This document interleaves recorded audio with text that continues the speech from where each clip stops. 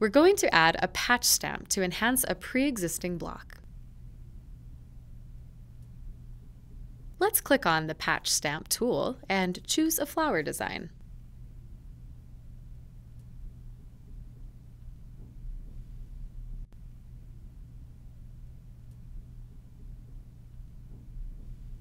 There are two ways to add a patch stamp to the block. One method is to click on the patch, then click on the block where we want to place it.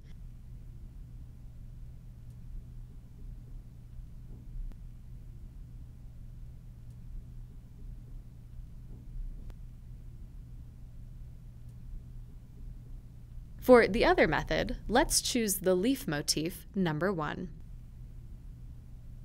If we use the first method of clicking to place the patch is placed at an odd angle. Let's undo that, and instead we will rotate and resize at the same time. If we click and drag, we can position the patch just how we want it.